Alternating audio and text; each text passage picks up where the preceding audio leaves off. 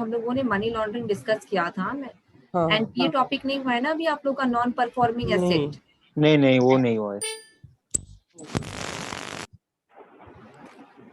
मतलब आप अच्छा, थोड़ा सा एक बोले थे लॉन्ड्रिंग के समय जो कुछ एनपीए तैयार हो जाता है बैंक में, पर डिटेल्स नहीं था। आप लोग ये काम करिएगा, आप जो क्लास के रेगुलर बच्चे होंगे ना, सर ने आप लोगों को कौन कौन से टॉपिक करा दिया है, एक बार आप लोग हमें ना टेलीग्राम पे बता दीजिएगा कि आप लोग की क्लास के कौन कौन से टॉपिक्स हो गए हैं। सर से बैंक के हिस्ट्री के बारे में बोला था और आरबीआई।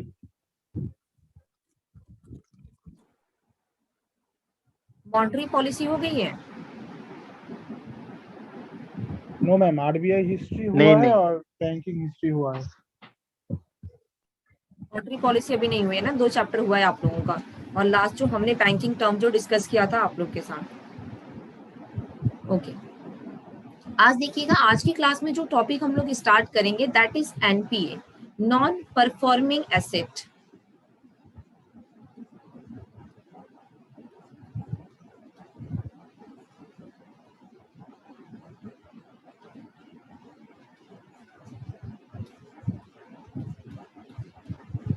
नॉन परफॉर्मिंग एसेट, सबसे पहले तो हमें ये समझना पड़ेगा, जब हम बैंकिंग एग्जाम की तैयारी करते हैं तो बैंकिंग सेक्टर में एसेट का मतलब क्या होता है?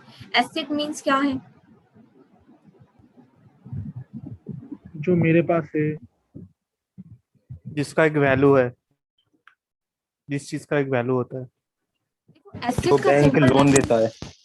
जिसका एक वैल्यू एसेट और का सिंपल परफॉर्मेंस होता है। डेफिनेशन, एसेट का सिंपल डेफिनेशन हम लोग समझते हैं कि कोई भी प्रॉपर्टी जो हमारे पास है, लाइक आपके पास अगर लैंड है, बिल्डिंग है, गोल्ड है, दैट इज योर एसेट, ठीक है। लेकिन अगर हम लोग बैंकिंग टर्म्स में बात करते हैं तो बैंकिंग टर्म्स में याद रखिएगा, एसेट का मतलब होता है लोन्स। लोन्स जो बैंक मार्केट में देता है, इसे हम बैंकिंग सेक्टर में जो है ना एसेट कहा जाता है, क्योंकि बैंक का एसेट क्या है? बैंक का एसेट है लोन्स, जो बैंक मार्केट में लोन प्रोवाइड करता है एंड उसके ऊपर जो बैंक इंटरेस्ट चार्ज करता है वही बैंक का एसेट है, क्योंकि एसेट बैंक के लिए इनकम जनरेट करके आते हैं। एंड हम लोग जो बैंकों में डिपॉजिट करते हैं, याद रखिएगा डिपॉजिट जो होता है वो बैंकों के लिए लाइबिलिटी होता है, क्योंकि बैंक लाइबल होता है हमारा पैसा हमें देने के लिए, ठीक है। अब देखो, आज जो टॉपिक हमें स्टार्ट करना है that is non performing asset, यानी कि ऐसा एसेट जो बैंक के लिए परफॉर्म नहीं कर रहा है। परफॉर्म नहीं कर रहा है बोलने का मतलब होता है जो बैंक के लिए इनकम जनरेट नहीं कर पा रहा है, उसे हम एनपीए कहते हैं, नॉन परफॉर्मिंग एसेट। एसेट मतलब लोन, एनपीए यानी कि वो लोन जो बैंक के लिए इनकम जनरेट नहीं कर पा रहे हैं। लेकिन अगर हम लोन की बात करते हैं कि बैंक जो है किस टाइप के लोन देता है, तो देखिएगा बैंक जो है ना, 2 टाइप्स के लोन जो हैं वो बैंकों में दिए जाते हैं। एक आता है हमारा सिक्योर लोन एंड एक आएगा हमारा अनसिक्योर लोन। सिक्योर लोन और अनसिक्योर लोन में डिफरेंस ऑलमोस्ट क्लास में आप सारे लोग जानते होंगे। सिक्योर लोन जब हम मार्केट में लेते हैं, बैंक से जब हम सिक्योर लोन को लेते हैं, तो हमें कोई ना कोई एसेट जो है ना बैंक के पास गिरवी रख के लोन लेना पड़ता है, वो होता है सिक्योर लोन। जैसे कि बताइए, होम लोन जो होगा, होम लोन हमारा क्या होगा, सिक्योर या अनसिक्योर? सिक्योर। सिक्योर होगा। अगर मैं बैंक को पैसा नहीं चुका पाई तो बैंक के पास एक ऑप्शन है ना कि बैंक जो है हमारे एसेट को सेल करके जो है बैंक अपने पैसे को रिकवर कर सकता है। होम लोन हो गया, गोल्ड लोन हो गया, ये सारे क्या होते हैं, सिक्योर लोन होते हैं। अगर आपने कोई भी एसेट बैंक के पास रख करके अगर आपने लोन लिया है तो वो हमारा सिक्योर लोन होता है। अनसिक्योर लोन की बात की जाएगी, बैंक ने लोन तो दिया है मार्केट में, बट बैंक ने कुछ भी सिक्योरिटी जो है ना बैंक ने अपने पास नहीं रखा है, वो हो गया हमारा अनसिक्योर लोन, जहाँ पे बैंक के पास कुछ भी सिक्योरिटी, कुछ भी एसेट जो है ना बैंक के पास गिरवी नहीं है। जैसे कि फॉर एग्जांपल मान लीजिए एडुकेशन लोन। एडुकेशन लोन क्या होता है, सिक्योर या अनसिक्योर? अनसिक्योर। तो क्योंकि बैंक क्या है, आज के टाइम पे आप जाओगे ना बैंक में एजुकेशन लोन लेने के लिए, तो बैंक क्या कहता है कि आप किसी को अपने बिहाफ में गारंटर रखो। अगर आपका पैसा कोई नहीं दे पाएगा तो अगर आप नहीं चुका पाएंगे तो आप किसी को गारंटर रखो, आपके बिहाफ में पैसा जो है ना वो गारंटर चुकाएगा। तो अनसिक्योर लोन वो हो गया जहाँ पे बैंक ने कुछ भी मॉर्गेज जो है ना बैंक ने गिरवी नहीं रखा है। Unsecure loan is the loan in which there is no asset mortgage as a security. Bank ने कुछ भी गिरवी नहीं रखा है, वो होता है अनसिक्योर लोन। बेसिस क्या होता है, किस बेसिस पे हमें सिक्योर और अनसिक्योर लोन मिलते हैं? तो याद रखिएगा कोलैटरल। सिक्योर लोन मतलब कोलैटरल, यानी कि कुछ ना कुछ प्रॉपर्टी जो है वो हमने बैंक के पास गिरवी रखी हुई है। और अनसिक्योर लोन मिलता है क्रेडिट वर्दीनेस के ऊपर। जो कस्टमर क्रेडिट वर्दीनेस का क्या मतलब होता है, जो कस्टमर लोन ले रहा है क्या वो लोन चुका पाएगा, उसके क्रेडिट वर्दीनेस को लेकर के जो है, उसके क्रेडिट वर्दीनेस को देख करके जो है ना बैंक लोन प्रोवाइड करता है कि जो कस्टमर लोन ले रहा है वो लोन चुका पाएगा या नहीं। तो कस्टमर के क्रेडिट वर्दीनेस को देख करके यहाँ पे लोन मिलता है। प्लेजिंग ऑफ एसेट, यहाँ पे एसेट गिरवी रखी जाती है, यहाँ पे कोई एसेट जो है वो गिरवी नहीं है। Risk of loss, secure loan में क्या होगा, बहुत ही कम होगा। अगर कस्टमर पैसे नहीं दे पा रहा है तो बैंक के पास ऑप्शन है कि बैंक उसके प्रॉपर्टी को सेल करके अपने पैसे को रिकवर कर ले। बट यहाँ पे अनसिक्योर्ड लोन में क्या होता है, रिस्क ऑफ लॉस जो है ये काफी हाई होता है क्योंकि बैंक के पास कोई प्रॉपर्टी गिरवी नहीं है। टेन्योर जो होगा हमारे सिक्योर लोन की अगर मैं बात करूं तो यहाँ पे लॉन्ग टर्म पीरियड के लिए भी आपको लोन मिल जाता है। एंड अनसिक्योर में जो है ना हमारा शॉर्ट टर्म पीरियड के लिए लोन मिलता है क्योंकि बैंक के पास कोई प्रॉपर्टी वगैरह गिरवी नहीं है। एक्सपेंसिव की अगर मैं बात करूं तो सिक्योर लोन जो रहता है ना ये थोड़ा सा कम इंटरेस्ट चार्ज होता है इसके ऊपर as compare to unsecure loan. Unsecure loan अगर बैंक मार्केट में देता है तो उसके ऊपर बैंक हाई इंटरेस्ट चार्ज करता है क्योंकि बैंक का रिस्क जो है ना वो काफी ज्यादा है।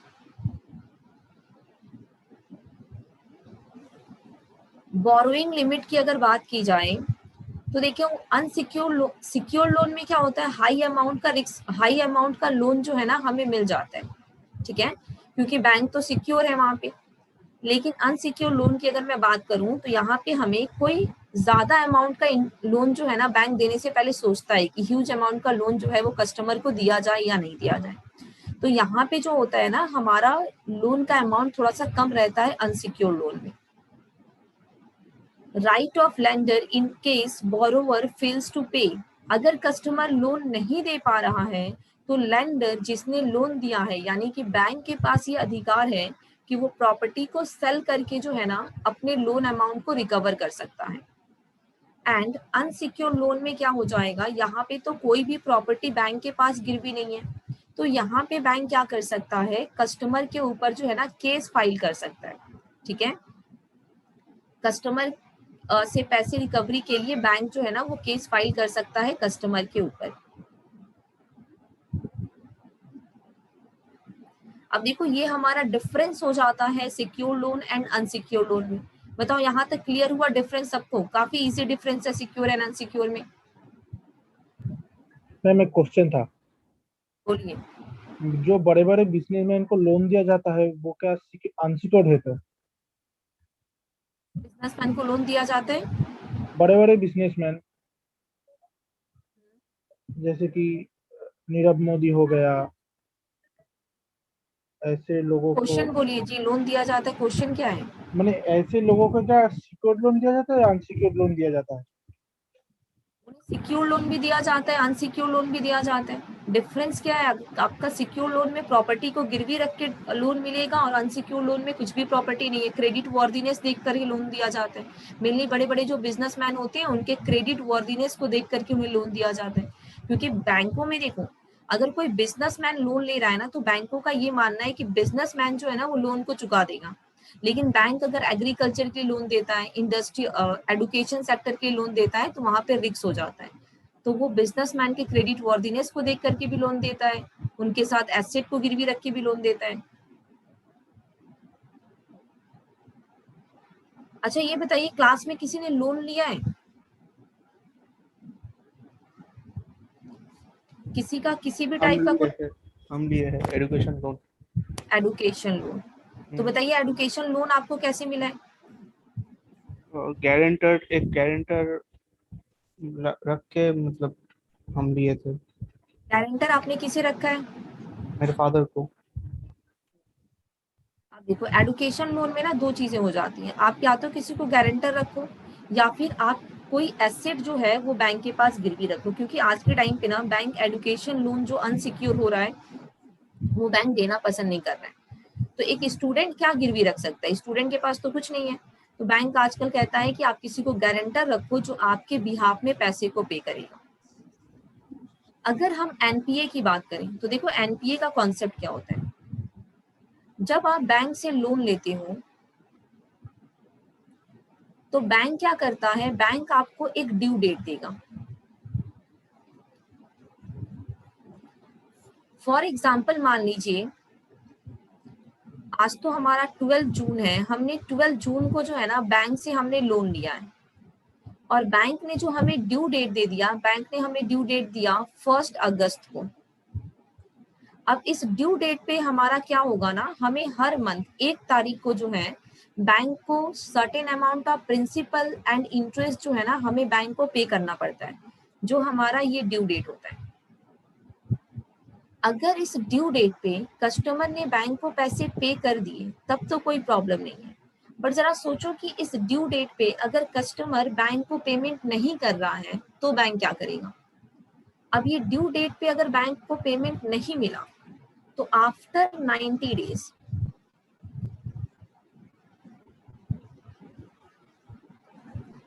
आफ्टर 90 डेज जो है बैंक क्या करेगा, उस लोन को एनपीए डिक्लेयर कर देगा कि इस लोन से जो है बैंक को कोई भी इनकम नहीं आ रहा है।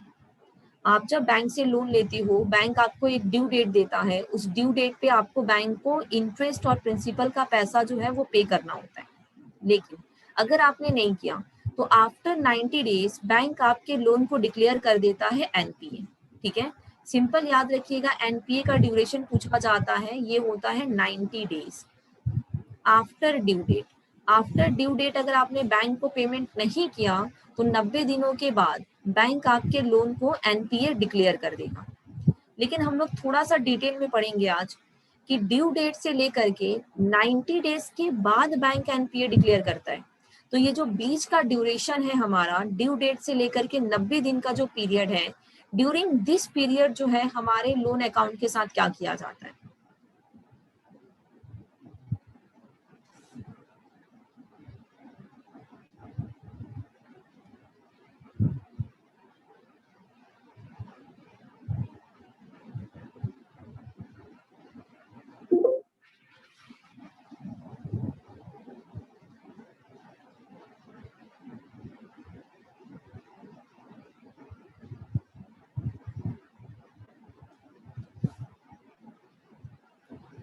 अब देखिएगा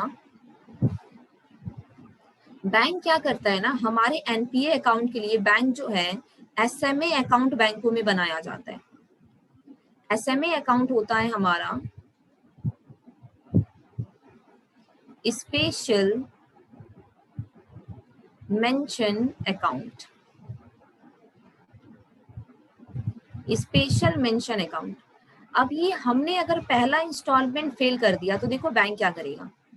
अगर आपने 1 अगस्त आपका ड्यू डेट था, अगर आपने उस ड्यू डेट पे बैंक को पेमेंट नहीं किया तो बैंक आपके लोन को उठा करके रख देगा SMA 0 की कैटेगरी में, और यहाँ पे कस्टमर को टाइम दिया जाएगा 1 दिन से लेकर के 30 दिन का टाइम जो है वो कस्टमर को मिलेगा।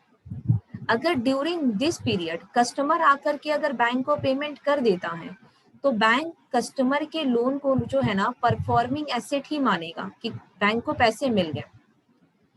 अगर इस 30 डेज में भी बैंक अगर नहीं आ रहा है, कस्टमर अगर नहीं आ रहा है बैंक में पैसे देने, तो फिर बैंक क्या करेगा, उसके लोन को उठा के रख देगा SMA 1 की कैटेगरी में, और यहाँ पे कस्टमर को टाइम दिया जाएगा 31 डेज से लेकर के 60 डेज तक का टाइम कस्टमर को दिया जाएगा। कस्टमर पेमेंट कर दिया तो ठीक है, अगर उसने नहीं किया तो फिर बैंक उसके अकाउंट को उठा के रख देगा SMA 2 की कैटेगरी में, और यहाँ पे कस्टमर को टाइम दिया जाएगा 61 डेज से लेकर के 90 डेज।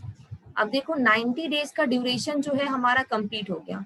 आफ्टर 90 डेज बैंक क्या बोलेगा लोन को? आफ्टर 90 डेज क्या डिक्लेयर कर दिया जाएगा? NPA। आफ्टर 90 डेज जो है ना बैंक उसको डिक्लेयर करता है NPA। तो देखो ड्यूरिंग दिस पीरियड क्या हो गया, कस्टमर का लगातार 3 इंस्टॉलमेंट फेल हो गया ना। 1 अगस्त को देना पड़ेगा, 1 सितंबर को देना पड़ेगा, 1 अक्टूबर को देना पड़ेगा, हर मंथ में आपको इंस्टॉलमेंट देना है। ड्यूरिंग दिस पीरियड क्या हुआ, कस्टमर का 3 इंस्टॉलमेंट लगातार कस्टमर ने 3 इंस्टॉलमेंट जो है ना कस्टमर ने फेल कर दिए हैं। तो आफ्टर 90 डेज बैंक क्या कर रहा है, उसके लोन को वो NPA डिक्लेयर कर दे रहा है कि इस लोन अमाउंट से कोई इनकम नहीं आ रहा है। अब देखो आगे क्या होगा, अगर आफ्टर 90 डेज भी अगर कस्टमर जाकर के बैंक में पेमेंट कर देगा ना, तो बैंक उसके एसेट को परफॉर्मिंग बना देगा कि बैंक इस एसेट के ऊपर जो है हमें इनकम मिल रहा है। लेकिन आफ्टर 90 डेज भी वो नहीं गया तो देखो क्या होगा। सबसे पहले हम लोग थोड़ा सा डेफिनेशन देख लेते हैं।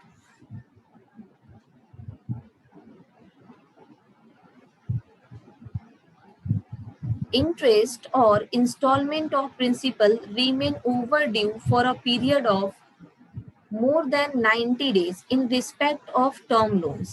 ठीक है, 90 डेज तक अगर बैंक को पैसा नहीं मिला, टर्म लोन का मतलब होता है कि आपने शॉर्ट टर्म लोन लिया है या फिर आपने लॉन्ग टर्म लोन लिया है, 90 दिन तक अगर बैंक को पैसा नहीं मिलता है तो बैंक NPA डिक्लेयर कर देता है। देखो बैंक जो है ना, जैसे कि हमने कहा कि बैंक जो है लोन दे करके कमाता है, लोन बैंक का तो मेन सोर्स ऑफ इनकम है, लेकिन इसके अलावा भी बैंक बहुत सारी एक्टिविटीज करके जो है ना बैंक प्रॉफिट पैसे जो है बैंक अर्न करता है। जैसे कि देखिएगा, the account remain out of order for a period of more than 90 days in respect of overdraft and cash credit. Overdraft के बारे में आप लोग के क्लास में डिस्कशन हुआ होगा कि बैंक क्या करता है, ओवरड्राफ्ट और कैश क्रेडिट का फैसिलिटी देता है अपने कस्टमर को। यानी कि आपके अकाउंट में देखो एक सर्टेन अमाउंट है, लेकिन आप उससे ज्यादा पैसा भी जो है ना आप इस्तेमाल कर सकते हो। तो जब बैंक अपने कस्टमर को एक्स्ट्रा पैसे इस्तेमाल करने को दे रहा है, तो एक सर्टेन टाइम पीरियड के बाद कस्टमर को विथ इंटरेस्ट जो है ना बैंक का पैसा लौटाना होता है। अगर कस्टमर 90 डेज तक बैंक का पैसा नहीं लौटा रहा है तो बैंक उसके अकाउंट को डिक्लेयर कर देगा आउट ऑफ ऑर्डर, यानी कि इस अकाउंट से बैंक को कोई भी इनकम जनरेट नहीं हो पा रहा है। ठीक है, ओवरड्राफ्ट की फैसिलिटी किस अकाउंट पे मिलती है?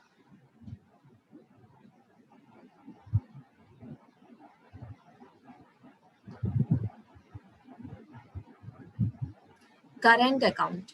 करंट अकाउंट जो होता है ना, जो बिजनेसमैन जो यूज करते हैं, करंट अकाउंट के ऊपर आपको ओवरड्राफ्ट की फैसिलिटी मिलती है, सेविंग पे ये नहीं मिलता है, करंट अकाउंट के ऊपर मिलता है। जन धन अकाउंट के ऊपर जो है हमें ओवरड्राफ्ट की फैसिलिटी मिलती है।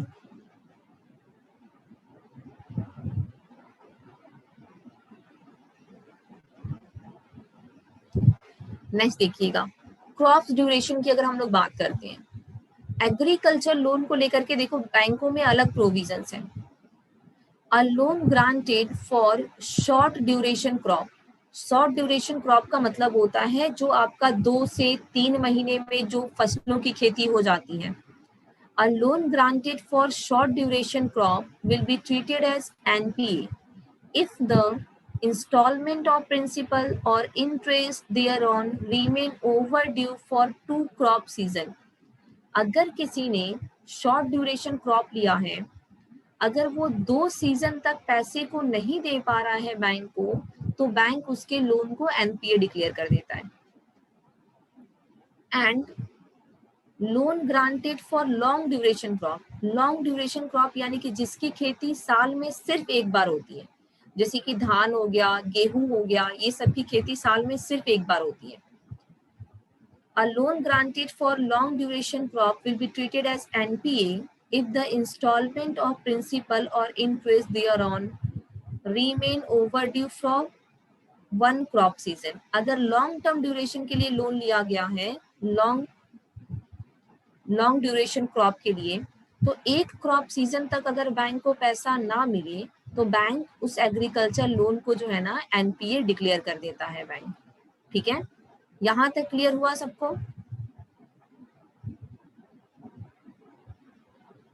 Yes ma'am. यहाँ तक कोई भी डाउट है तो बताओ, फिर हम आगे बढ़े।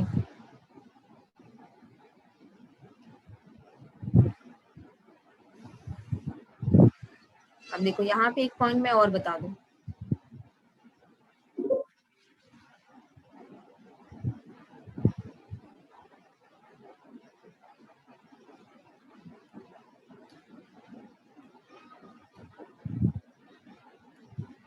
अब जरा देखो इस पॉइंट को जरा देखिएगा।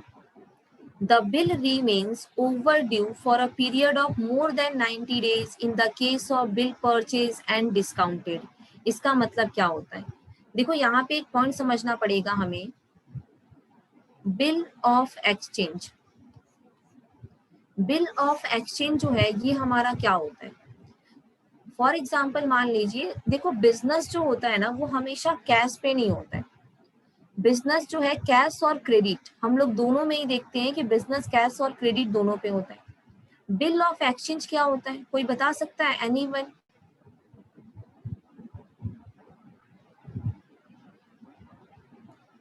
Bill of exchange, commerce background के तो कई बच्चे हैं इस बैच में।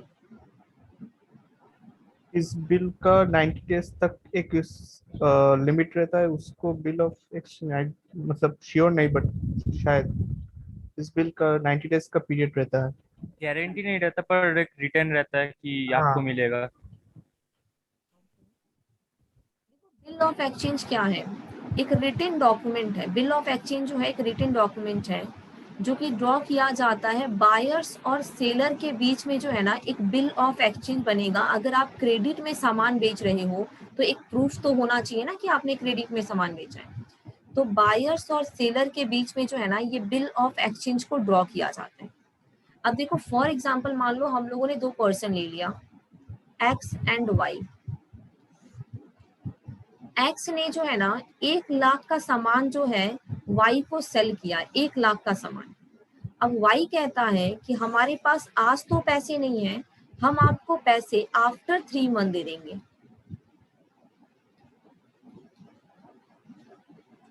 आफ्टर 3 मंथ जो है ना आपको पैसे मिलेंगे। अब इन दोनों के बीच में ड्रॉ हो जाएगा एक बिल ऑफ एक्सचेंज, यानी कि एक रिटन डॉक्यूमेंट जहां पे इन दोनों का सिग्नेचर रहेगा, कितना अमाउंट का सेल किया गया है, क्या सेल किया गया है, पूरा इंफॉर्मेशन रहता है।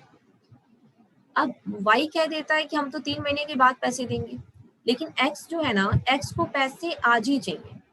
अब एक्स क्या करेगा, ये जो बिल ऑफ एक्सचेंज इन दोनों के बीच में ड्रॉ किया गया है, एक्स इस बिल ऑफ एक्सचेंज को लेके चला जाएगा बैंक में और क्या करेगा, बैंक को ये बिल ऑफ एक्सचेंज दे देगा। बैंक क्या करेगा, इस 1 लाख के ऊपर बैंक जो है ना थोड़ा सा डिस्काउंट कर देगा। डिस्काउंट करके रेस्ट अमाउंट जो है वो एक्स को पे कर देगा। फॉर एग्जाम्पल मान लीजिए कि बैंक ने 10% का डिस्काउंट कर दिया, यानी कि बैंक पे करेगा, एक्स को बैंक ने पे किया 90,000, 90,000 जो है ना बैंक पे कर देगा एक्स को। अब वो बिल ऑफ एक्सचेंज जो है ना वो बैंक के पास है। 3 महीने के बाद वाई क्या करेगा, वाई जो है ना 1 लाख रुपया बैंक को पे कर देगा। बताओ बैंक को प्रॉफिट हुआ ना, बैंक की जेब से तो 90,000 गया, लेकिन आफ्टर 3 मंथ बैंक को कितना मिल रहा है?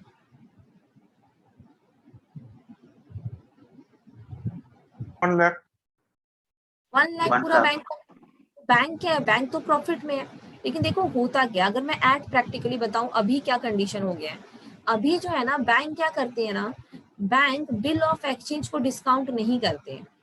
ठीक है, बैंकों में देखो हो क्या रहा था, बैंक तो पेमेंट कर दे रहा है, जो सेल कर रहा है सेलर को बैंक तो पेमेंट कर दे रहा है, लेकिन बायर क्या करता था ना, बायर बैंक को पेमेंट नहीं करता था, जिसकी वजह से बैंक का लॉस बहुत ज्यादा हो गया। बैंक क्या करेगा, 3 महीने के बाद वाई को पेमेंट करना है बैंक को।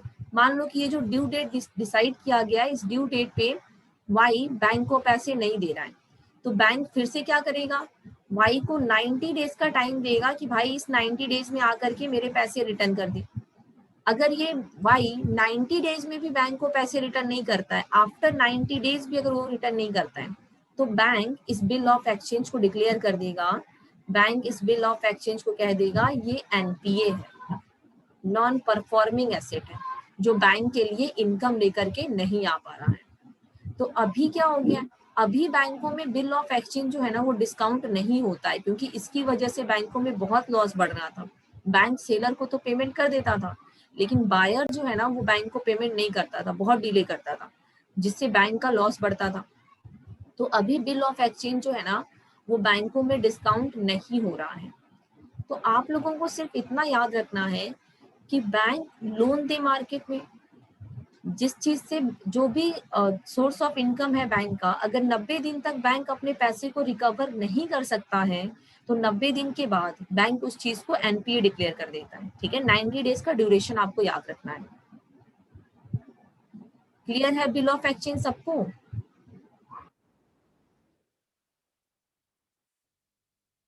ये एक जो है ना रिटन डॉक्यूमेंट है, और ये जो है ना हमारा नेगोशिएबल इंस्ट्रूमेंट एक्ट जो है ना 1881 उसके अकॉर्डिंग ये काम करता है। ये कोई फ्रॉड नहीं हो सकता है, क्योंकि नेगोशिएबल इंस्ट्रूमेंट एक्ट 1881 के अकॉर्डिंग काम होता है, प्रॉपर एक एक्ट है इसके लिए, तभी तो बैंक इसमें इन्वॉल्व है।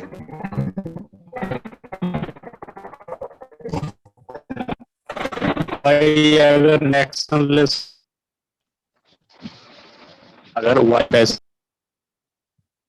बैकग्राउंड से नॉइज आ रही है किसी के? हेलो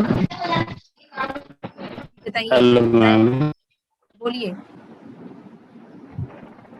हेलो, ऐसा नहीं चुका है बैंक तो। हेलो, बोलिए। पैसा अगर नहीं चुकाए, वहां तक भी हम लोग पहुंचेंगे कि अगर कस्टमर ने पैसा नहीं चुकाया तो बैंक क्या करेगा। ठीक है, थोड़ा सा वेट कर लो, वो भी डिस्कस करेंगे कि अगर बैंक को पैसा नहीं मिला तो बैंक क्या कर सकता है। लेकिन उससे पहले हमें डिस्कस करना है एसेट क्लासिफिकेशन, कि बैंकों में एसेट कितने टाइप के होते हैं। एसेट का मतलब हमने बताया है लोन। अब देखो एसेट क्लासिफिकेशन, बैंकों में कितने टाइप के एसेट होते हैं। सबसे पहले आएगा हमारा स्टैंडर्ड एसेट।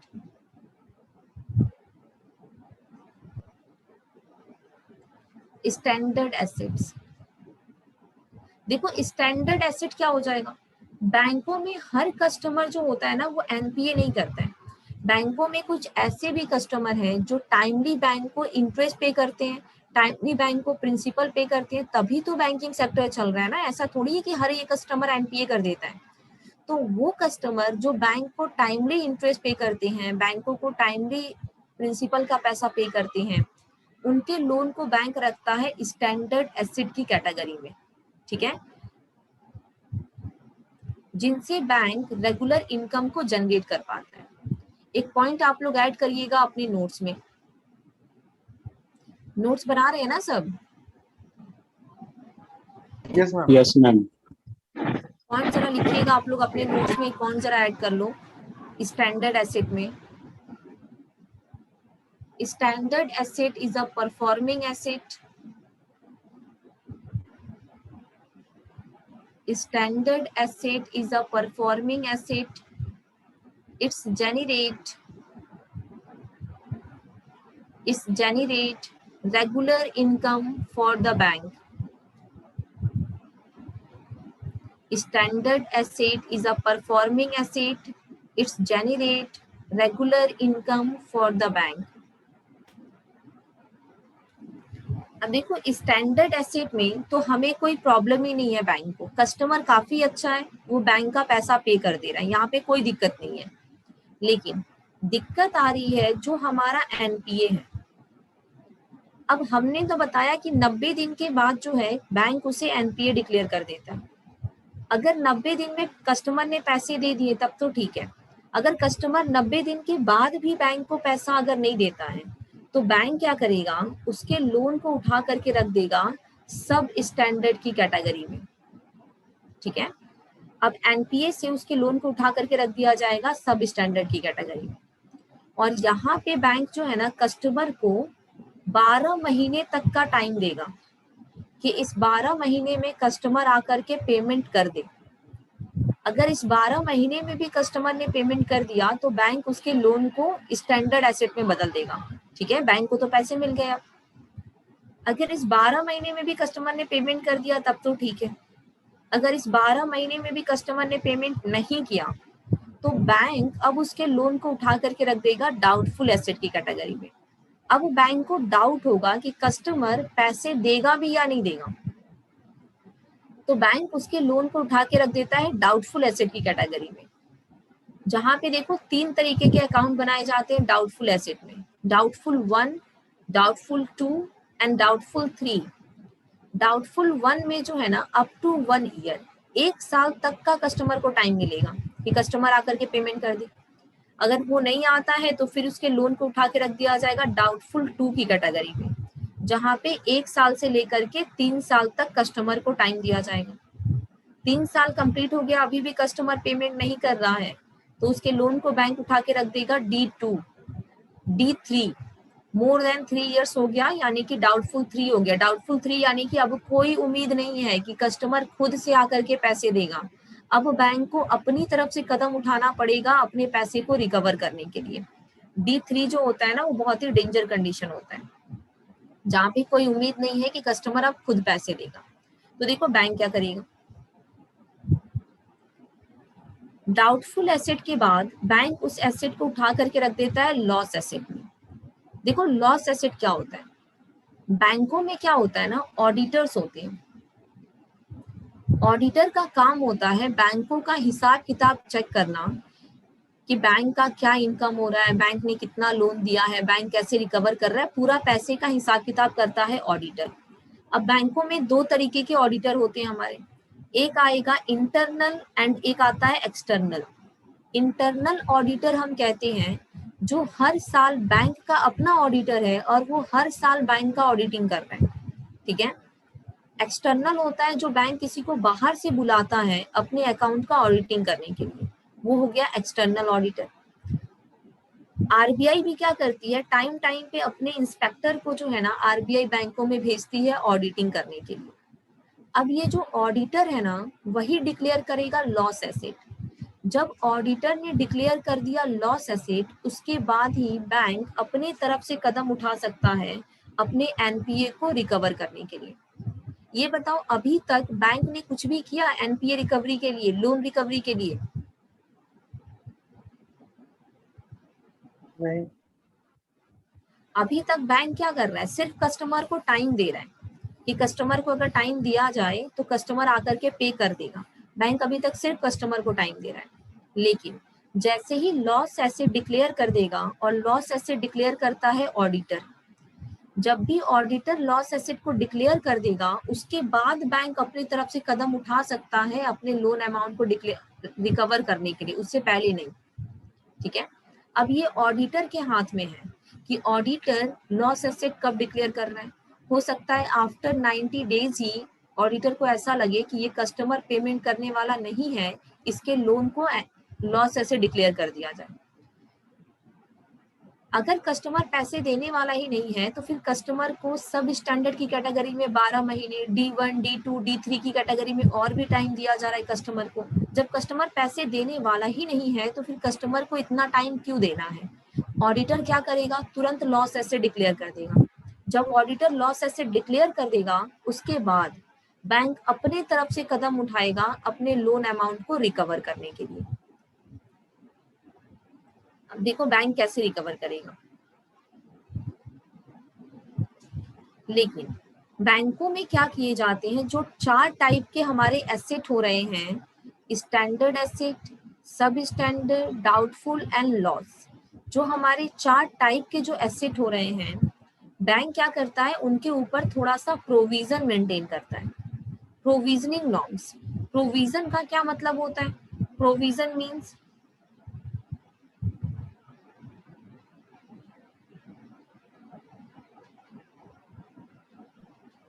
प्रोविजन का क्या मतलब है?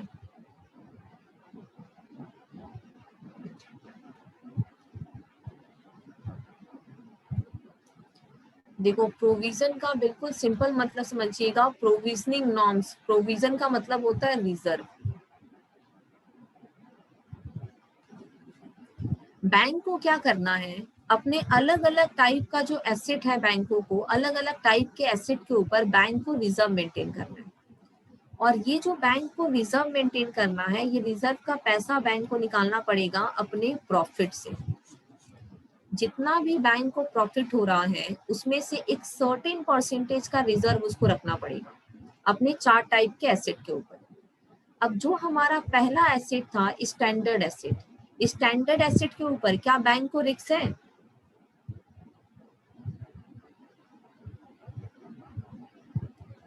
स्टैंडर्ड एसेट के ऊपर बैंक को रिस्क है?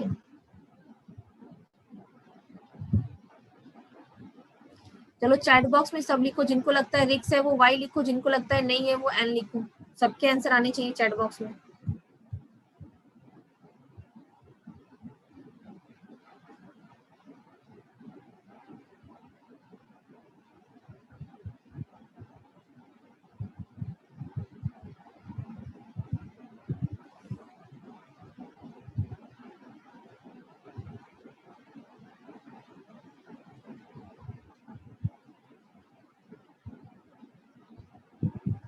मोंटेसिर को लगता है यस, बाकी सबने आंसर किया है नो।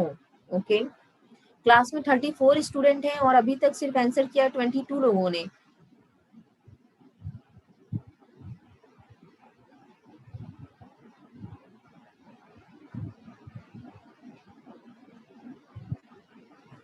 चलिए मैक्सिमम लोगों ने आंसर किया है नो, ठीक है। सिर्फ 3 लोगों ने आंसर किया है यस, बाकी सबका आंसर है नो। चलो जितने लोग नो आंसर कर रहे हो उनके आंसर बिल्कुल सही है।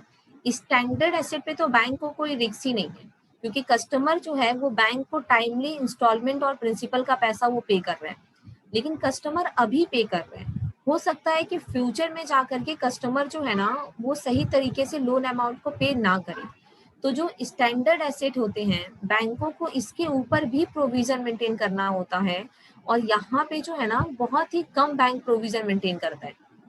जैसे कि एग्रीकल्चर लोन है और वो स्टैंडर्ड एसेट की कैटेगरी में है, या फिर एमएसएमई। एमएसएमई का फुल फॉर्म क्या होता है, कोई बता पाएगा?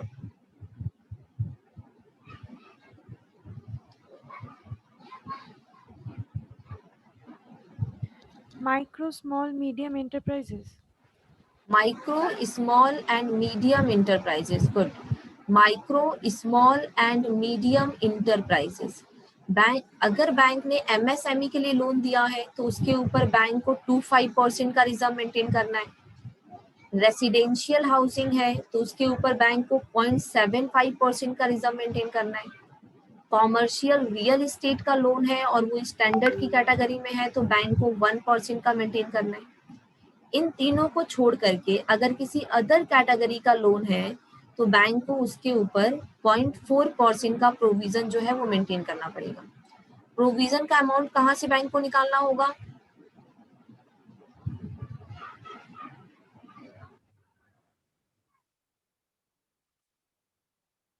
प्रोविजन का अमाउंट कहाँ से निकलेगा? Profit से। प्रॉफिट, बैंक का जो प्रॉफिट है वहां से आपको ये प्रोविजन मेंटेन करना ही होगा। देखो इट इज मैंडेटरी, अगर बैंक नहीं प्रोविजन मेंटेन करते हैं ना तो आरबीआई जो है वो बैंकों के ऊपर ह्यूज अमाउंट का पेनल्टी लगाती है, उनको मेंटेन करना होगा। स्टैंडर्ड के बाद नेक्स्ट कैटेगरी जो आ रहा है मैम ये प्रोविजन का एक्चुअल मीनिंग क्या है? प्रोविजन का एक तो हमने यहाँ पे क्या लिखा है, हमने प्रोविजन मतलब रिजर्व। रिजर्व। बैंक का जो भी प्रॉफिट होगा उसको प्रॉफिट से अपने एक सर्टेन परसेंटेज का रिजर्व जो है बैंक को रखना पड़ेगा। बिकॉज देखो बैंक जो मार्केट में लोन देता है, हम जो मार्केट में डिपॉजिट करते हैं, डिपॉजिट का ही तो बैंक मार्केट में लोन देता है। अगर हमारे पैसे को बैंक ने लोन दिया है और बैंक अगर अपने लोन अमाउंट को बैंक अगर रिकवर नहीं कर पाता है तो हमने तो बैंक में पैसे डिपॉजिट किया ना, हम तो अपना पैसा बैंक से मांगेंगे, तो बैंक कहाँ से पैसे देगा अगर बैंक ने प्रोविजन नहीं मेंटेन किया तो। इसीलिए अलग अलग टाइप के एसेट के ऊपर बैंकों के लिए मैंडेटरी है प्रोविजन को मेंटेन करना, क्योंकि जिन कस्टमर ने पैसे डिपॉजिट किए हैं बैंकों में वो कस्टमर अपने पैसे मांगेंगे बैंकों से। इसीलिए प्रोविजन मेंटेन करना होता है, ये मैंडेटरी होता है।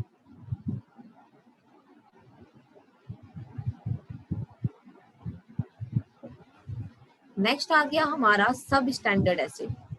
सब स्टैंडर्ड एसेट की अगर मैं बात करती हूँ तो देखिएगा यहाँ पे अगर आपका लोन सिक्योर है तो आपको 15% का प्रोविजन मेंटेन करना होगा। अगर आपका लोन अनसिक्योर है तो आपको 25% का प्रोविजन जो है वो मेंटेन करना है। सिक्योर के ऊपर 15% एंड अनसिक्योर के ऊपर 25% ज्यादा प्रोविजन मेंटेन करना होता है। नेक्स्ट एसेट आता है हमारा डाउटफुल एसेट। अगर लोन D1 की कैटेगरी में है तो आपको 25% मेंटेन करना है, D2 की कैटेगरी में है तो 40% करना है, D3 की कैटेगरी में है तो आपको 100% का प्रोविजन जो है ना वो मेंटेन करना है। एंड अगर आपका लोन लॉस एसेट में चला गया, लॉस एसेट में तो रिकवरी का कोई उम्मीद नहीं है कि कस्टमर खुद देगा, तो अगर आपका लोन लॉस एसेट की कैटेगरी में है तो बैंक को पूरा 100% का प्रोविजन मेंटेन करना है। जैसे कि फॉर एग्जांपल समझिएगा, पहले फॉर एग्जांपल मान लो कि पीएनबी का जो प्रॉफिट है, पीएनबी को प्रॉफिट होता है 500 करोड़ का, 500 करोड़ का उसका प्रॉफिट है। एंड पीएनबी का जो लॉस एसेट है, लॉस एसेट में पीएनबी का है 100 करोड़। देखो क्यों कहा जाता है कि एनपीए बैंकों के लिए बहुत बुरा है, और day by day banking sector में एनपीए इतना बढ़ते जा रहा है कि बैंकों का लॉस जो है ना वो काफी ज्यादा हो गया। अब पीएनबी का लॉस एसेट की कैटेगरी में है 100 करोड़। अब ये 100 करोड़ के ऊपर तो उसको पूरा 100% का प्रोविजन मेंटेन करना है, यानी कि पूरा 100 करोड़। और ये 100 करोड़ वो निकालेगा अपने प्रॉफिट अमाउंट से। तो एक्चुअल जो प्रॉफिट हुआ पीएनबी को वो सिर्फ 400 करोड़ हुआ। देखो पीएनबी को लॉस कितना हुआ, ये 100 करोड़ तो बैंक पहले ही दे चुका है, तभी तो ये लॉस की कैटेगरी में है। ये 100 करोड़ का उसका ऑलरेडी लॉस है। अब ये लॉस अमाउंट को रिकवर करने के लिए जो है उसको और 100 करोड़ रखना पड़ रहा है अपने प्रॉफिट से। तो उसका देखो 200 करोड़ का उसका लॉस हो गया, क्योंकि उसको प्रॉफिट से अपना पैसा निकालना पड़ रहा है लोन अमाउंट को रिकवर करने के लिए। इसीलिए बैंकों में कहा जाता है कि एनपीए जो है वो बहुत बुरा है, क्योंकि वो बैंक के प्रॉफिट को रिड्यूस कर देता है एनपीए। अच्छा देखो, एक क्वेश्चन किया गया है कि जो बैंक लॉस में चल रहे हैं वो प्रोविजन कैसे मेंटेन करेंगे। बैंकों को प्रोविजन मेंटेन करना पड़ेगा, ठीक है। देखो अगर आप लोन दे रहे हो तो अलग अलग टाइप के लोन के ऊपर जो है ना आपको प्रोविजन मेंटेन करना। बैंकों में देखो बहुत सारे टाइप के रिजर्व होते हैं, जैसे कि आप लोगों का शायद मॉनेटरी पॉलिसी अभी नहीं हुआ है तो आप लोगों ने नहीं सुना होगा cash reserve ratio, statutory liquidity ratio, capital adequacy ratio. बैंकों में बहुत सारे रिजर्व हैं जो मैंडेटरी है, बैंकों को मेंटेन करना ही होगा। अच्छा आप लोग जो बच्चा क्वेश्चन लिख रहे हो ना, क्वेश्चन को एवरीवन पे सेंड करो ताकि सारे लोग आपके क्वेश्चन को देख पाए। अब देखो सैकत ने एक क्वेश्चन किया है, एनपीए की वजह से क्या बैंक मर्ज हो रहे हैं। बिल्कुल ठीक है, बैंकों में जो लॉस बहुत ज्यादा बढ़ रहा है एनपीए की वजह से भी आरबीआई बैंकों को मर्ज कर रही है। उसकी बात करेंगे हम लोग जब हम लोग प्रॉम्प्ट कोरेक्टिव एक्शन पढ़ेंगे कि आरबीआई क्यों बैंकों को मर्ज कर रही है। अगर बैंक मर्ज हो रहे हैं तो हमारे बैंकिंग सेक्टर पे उसका क्या इफेक्ट आ रहा है वो भी पढ़ेंगे हम लोग। पहले ये बताओ यहाँ तक क्लियर है सबको।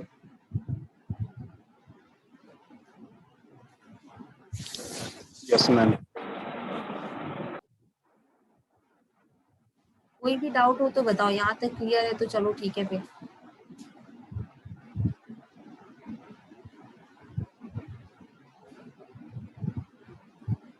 अब हम लोग डिस्कस करेंगे कि अगर लॉस एसेट कस्टमर ऑडिटर ने जो है ना वो लॉस एसेट डिक्लेयर कर दिया।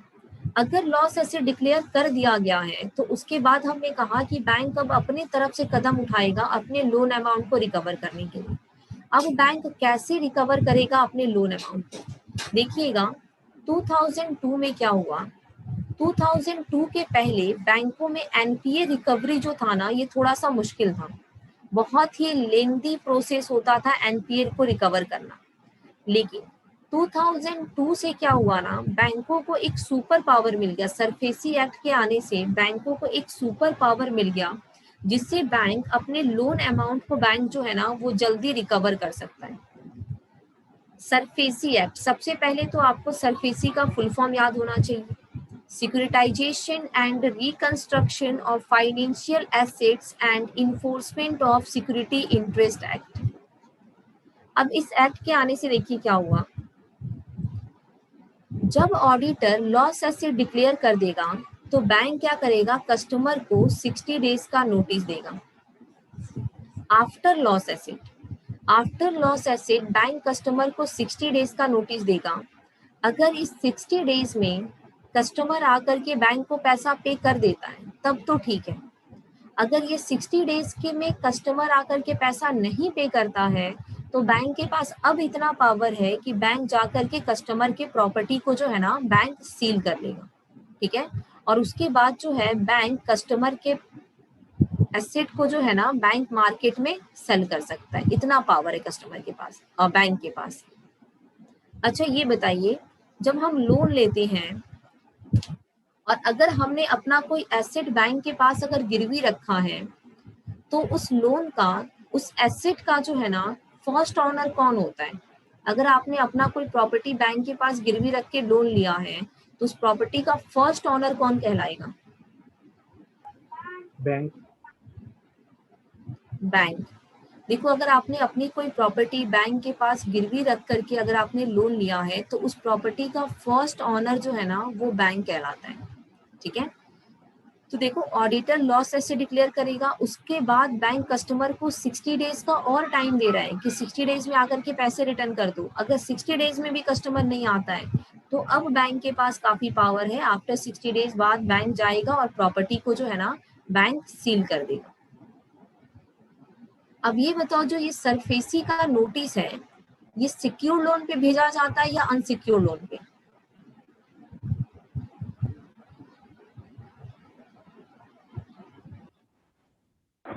ये अनसिक्योर में होना।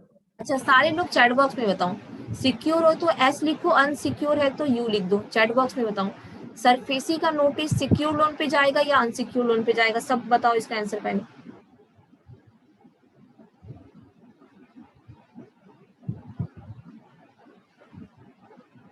पिंकी का आंसर आ गया सिक्योर। अच्छा, अर्नब सिक्योर, विकास अनसिक्योर, देवज्योति अनसिक्योर, सैकत अनसिक्योर। ओके,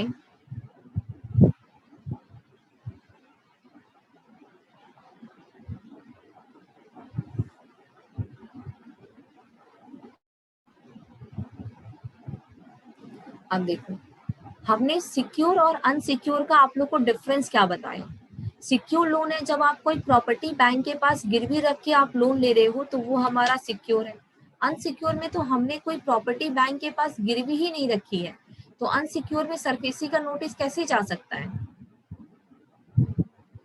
सरफेसी का नोटिस क्या है कि कस्टमर को 60 डेज का टाइम दिया जाएगा कि इन 60 डेज में कस्टमर आकर के लोन को पे करे। अगर वो नहीं करता है तो आफ्टर 60 डेज जो है बैंक जाकर के कस्टमर की प्रॉपर्टी को बैंक सील कर लेगा।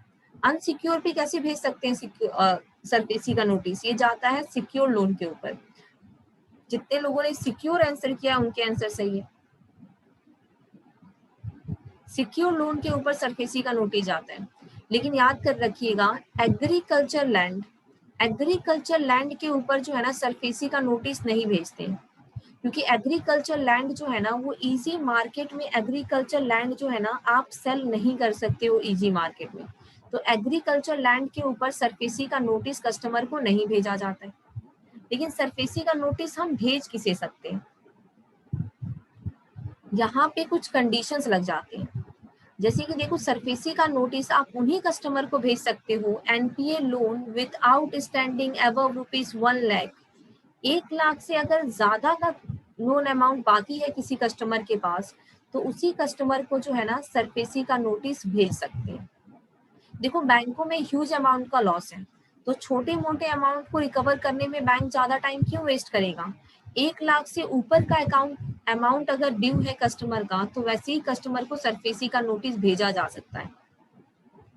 1 लाख के नीचे वाले को सरफेसी का नोटिस नहीं जाता है। एंड सेकेंड कंडीशन कहा जा रहा है NPA loan accounts where the amount is less than 20% of the principal and interest are not eligible to be dealt under this act। अगर देखो प्रिंसिपल और इंटरेस्ट मिला करके अगर कस्टमर ने 80% का पैसा बैंक को पे कर दिया है, सिर्फ 20% का अमाउंट बाकी है या फिर 20% से कम का अमाउंट बाकी है बैंक का, तो वैसे कस्टमर को भी सरफेसी का नोटिस नहीं भेज सकते हैं।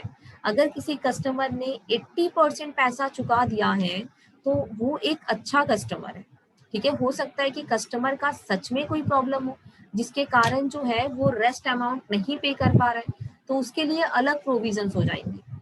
लेकिन अगर किसी कस्टमर ने 80% का पैसा अगर चुका दिया है तो वैसे कस्टमर को भी जो है हम सरफेसी का नोटिस नहीं भेज सकते, ठीक है। यहाँ पे ये कंडीशन है।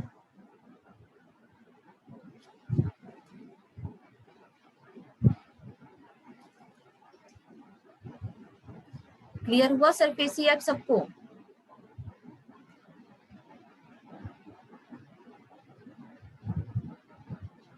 शायानी, सौम्या, पिंकी, क्लियर है सबको?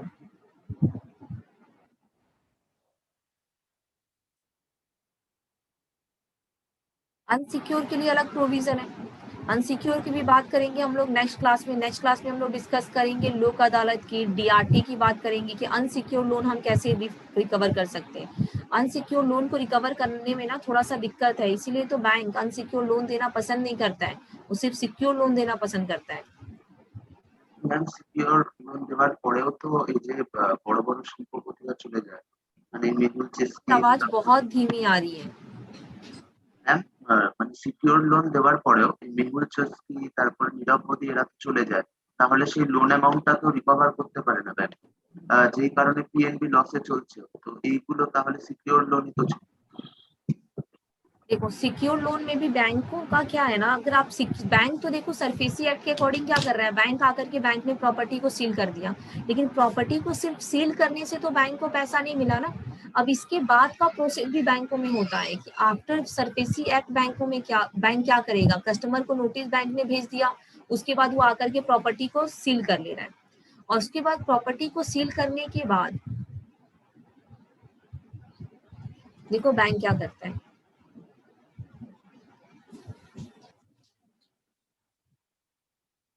प्रॉपर्टी को सील करने के बाद बैंक जो है ना एसेट को दे देता है एसेट रिकंस्ट्रक्शन कंपनीज को। बैंक ने प्रॉपर्टी सील करके एसेट रिकंस्ट्रक्शन कंपनी को दे दिया। अब ये एसेट रिकंस्ट्रक्शन कंपनियां क्या करेंगी, मार्केट में एसेट को सेल करके बैंक के एनपीए रिकवरी में जो है ना ये हेल्प करती हैं, ठीक है। और कभी कभी क्या होता है, ये एसेट रिकंस्ट्रक्शन कंपनियां जो है ना ये डायरेक्टली बैंक से ही एसेट को खरीद लेती हैं, ठीक है। बैंक से एसेट को खरीद लेंगी और उसे मार्केट में ऑक्शन करवाएंगी। तो ये एसेट रिकंस्ट्रक्शन कंपनियों का काम होता है मार्केट में ऐसे एसेट को बेचना जिसके ऊपर लोन लिया गया है और लोन को रीपे नहीं किया गया है, ठीक है। और इंडिया की फर्स्ट एसेट रिकंस्ट्रक्शन कंपनी याद रखिएगा acyl, asset reconstruction company of India limited.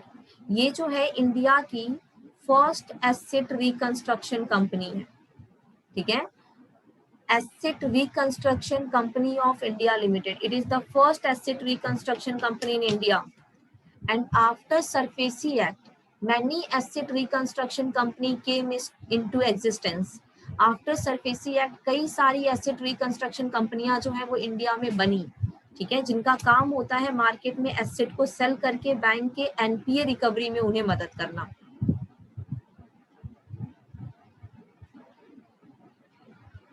PMC bank भी है, बहुत सारे बैंक है जो एनपीए के प्रॉब्लम को फेस कर रहे हैं, ठीक है। तो सिंपल याद रखिएगा, एसेट रिकंस्ट्रक्शन कंपनियों का काम होता है ऐसे एसेट को बेचना जिसके ऊपर लोन लिया गया है और उस लोन अमाउंट को रीपे नहीं किया गया है। अब ये कंपनियां डायरेक्टली बैंक से एसेट को खरीद लेती हैं और मार्केट में ऑक्शन करवाती हैं। अब देखो आप कभी भी इनके वेबसाइट पे जाओगे ना, जैसे कि आप एसिल की ही बात करें, asset reconstruction company of India limited. अगर आप इसके ऑफिशियल वेबसाइट पे जाओगे तो वहां पे आपको पूरा इंफॉर्मेशन मिलता है कि किसकी प्रॉपर्टी है, प्रॉपर्टी का मार्केट वैल्यू क्या है, प्रॉपर्टी कब नीलाम होने वाली है, बिडिंग का टाइमिंग क्या होगा, पूरा इंफॉर्मेशन जो है ना इनके वेबसाइट पे दिया जाता है। जो लोग इंटरेस्टेड होते हैं प्रॉपर्टी वगैरह खरीदने में, वो लोग रेगुलर जो है ना एसेट रिकंस्ट्रक्शन कंपनीज के वेबसाइट को सर्च करते रहते हैं, क्योंकि वहां पे पूरा इंफॉर्मेशन है। ठीक है, तो आफ्टर नोटिस भेजने के बाद बैंक प्रॉपर्टी सील करेगा, सील करने के बाद एसेट रिकंस्ट्रक्शन कंपनी को दे देगा, जो मार्केट में सेल करके बैंक के एनपीए रिकवरी में उसकी हेल्प करता है।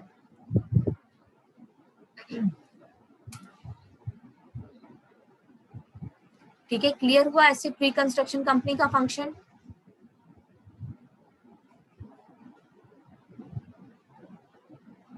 क्लियर है सबको? Yes ma'am. ठीक है, अब हम लोग नेक्स्ट क्लास में डिस्कस करेंगे कि और क्या तरीका है, बैंक और भी अपने लोन अमाउंट को कैसे रिकवर करता है। अगर बैंकों में एनपीए बढ़ रहा है तो एनपीए को कंट्रोल करने के लिए बैंकों में क्या किया जा रहा है, ये सारे प्रोविजन को हम लोग डिस्कस करेंगे नेक्स्ट क्लास में। ठीक है, thank you everyone. Static GK के लिए कोई बुक, बच्चा स्टैटिक जीके के लिए कोई बुक नहीं होगा। आप जो करंट अफेयर्स पढ़ रहे हो, करंट अफेयर्स से रिलेटेड ही आपको स्टैटिक जीके पढ़नी है। और आपका जो जीए का बुक है, जीए के बुक में पीछे में देखो ना, वहां पे तो स्टैटिक जीके के सारे हमारे टॉपिक्स दिए हुए हैं। National park, bird sanctuary, important days, headquarter, सब तो आपके जीए के बुक में है। फिर आप अलग से क्यों बुक ले रहे हो? जीए के बुक में ही मिल जाएगा, पीछे में चेक करिएगा। ठीक है, ओके, थैंक यू एवरीवन।